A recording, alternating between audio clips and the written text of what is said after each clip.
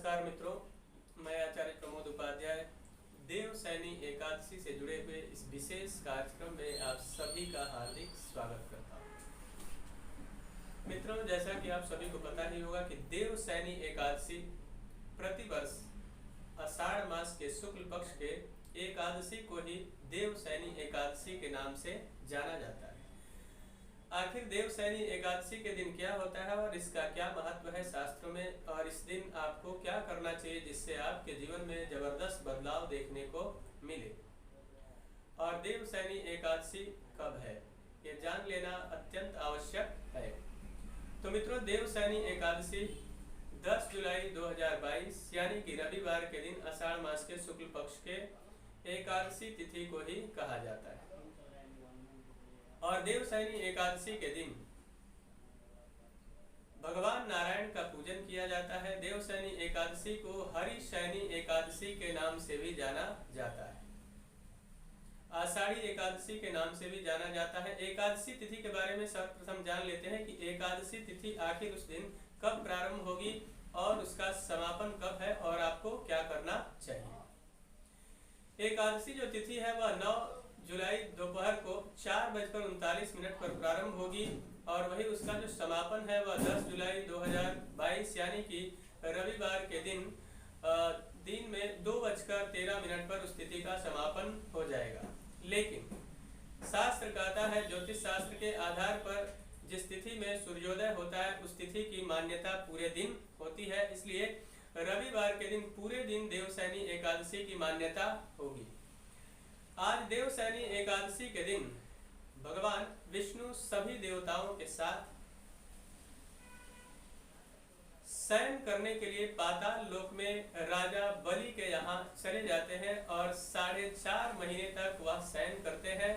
और शयन करते हैं उस समय इसी दिन से चतुर्मास का भी व्रत आरंभ हो जाता है, जो कि 4 महीने तक पूरे चलता है। और यह जो व्रत है इसका समापन होता है कार्तिक मास के शुक्ल पक्ष के एकादशी तिथि को, जो कि 4 नवंबर 2022 को रहेगी। इसी दिन से देवसैनी एकादशी से सारे साधु और संत महात्मा इत्यादि जप तप और अनुष्ठान में एक शांत स्थान पर बैठकर अपने कार्य को आरंभ करते हैं, अपने जप और तप को आरंभ कर देते हैं। यदि आप भी अपने जीवन में उच्च कोटि के सफलता को प्राप्त करना चाहते हैं तो आप भी चतुर्मास का व्रत आरंभ करें, आपके जीवन की सारी मनोकामनाएं सिद्ध हो जाएंगी।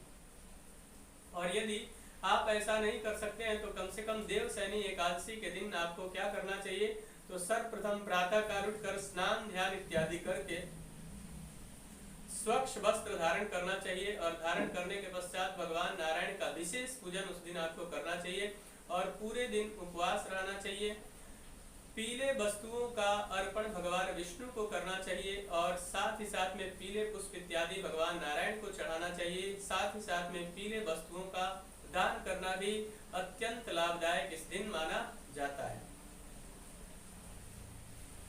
साथ ही साथ में विष्णु सहस्त्र नाम का पाठ करना अत्यंत लाभदायक होता है। और चतुर्मास व्रत जिस दिन से आरंभ होता है, इस दिन से अगर पूरे 4 महीने आप अगर प्रतिदिन विष्णु सहस्त्र नाम का पाठ करते हैं तो निश्चित तौर पर आपके जीवन में आने वाली प्रत्येक बाधाएं आपकी दूर हो जाएंगी और आपके जीवन में सारी मनोकामनाओं की सिद्धि होगी। यह निश्चित मान लीजिए कि भगवान विष्णु की विशेष कृपा आप पर बरसेगी।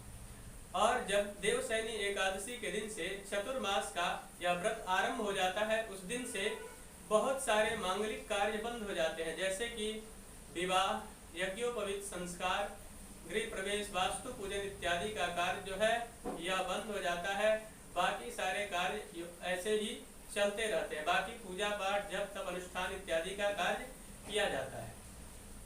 फिर जब देव उठनी एकादशी के दिन भगवान विष्णु शयन कक्ष से बाहर आते हैं, उस समय से फिर से पुनः विवाह आदि का कार्य आरंभ हो जाता है।